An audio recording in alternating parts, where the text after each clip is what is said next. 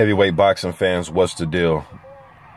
So in the background, let me turn it down. I don't want to get a copyright. But in the background, you can hear Gerrie Coetzee fighting Michael Dokes. And it was Michael Dokes. This is 1983 Ring Magazine Upset of the Year. Coetzee, this is the 10th round. Coetzee about to get him out of there with this. He about to knock Dokes out, man. Ooh, good right hand. Another good right hand. Good left hook. About to stop Michael Dokes, become the WBA champion. The motivation for this video, Arreola's going to get his third crack at a heavyweight title. Kind of reminds me of this man, Gerrie Coetzee, in some ways. Took Coetzee his third try to win the heavyweight title. His first try was a vacant title opportunity for the WBA, a title vacated by the great, rest in peace, Muhammad Ali. Yeah, Dokes is out. And then they had Big John Tate, and Coetzee fought for the vacant strap. Coetzee came up short, fought a good fight. That fight's on YouTube. All these fights are on YouTube, man, for you guys to check them out if you haven't already.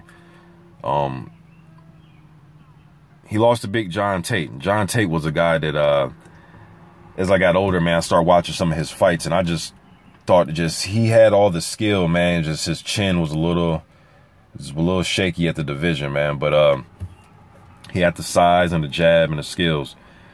But anyways, so then Coetzee had a second try against Hercules, man, Mike Weaver, and he, that fight, he was fighting a decent fight. Even had him hurt. Couldn't stop him. Weaver came back, knocked him and took care of him, knocked him out.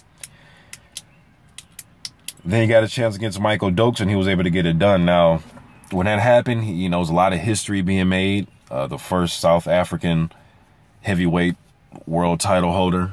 The first, I don't say the first, but 23 years had passed since there was a Caucasian heavyweight title holder. The next fight, he lost to Greg Page. It was a lot of talent that post-Ali era, man. Dokes and Page and Pinklon Thompson. I mean, there was a lot of guys, man. A lot of guys. Tyrell Biggs. You had a lot of guys that were almost like Ali clones. Page and Big John Tate, guys like that. But even Holmes to some degree. Even Larry Holmes to some degree. Although Holmes carved out his own history. But even Holmes would tell you himself, man, that he learned a lot from Ali, and he tried to mimic some of the Ali movements and just things that Ali did.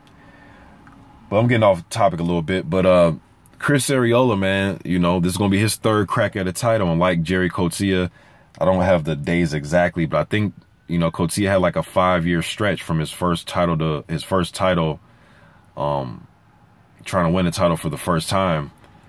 He had like a 4 or 5 year stretch, and then he finally got his third opportunity, and he won it. Arreola, I believe he fought Vitaly in 2010. I can't remember off the top of my head, man, so excuse me if I'm wrong, but I think 2009, 2010 probably. So his, stretch is probably a year or so longer than Coetzee's, hunt for his, a portion of the heavyweight title, the heavyweight championship. So it has been done before. It has been done before, and this is just one of the more recent ones I can think of, but it has been done before, man. A guy getting his third crack at a title, and he makes it happen. Coetzee became a better fighter. He's not like Arreola, who's coming in, just crazy out of shape and things like that. He stayed motivated. They started calling him the guy that couldn't win the big one. You know what I mean? Circumstances are a little different, but the opportunity, the chance of opportunity is the same, in my opinion. It's your third try. So can Arreola channel his inner Gerrie Coetzee? I guess we'll find out and see. But for some of you guys that might not know who some of these old guys are, you might think, oh, they're not better than Deontay Wilder, where it's like, okay, well, that's, I guess we can argue that. But at the time, these guys were the cream of the crop. John Tate was a big undefeated guy, a lot of promise. Michael Dokes was undefeated, fast hands, was a great amateur in the late 70s,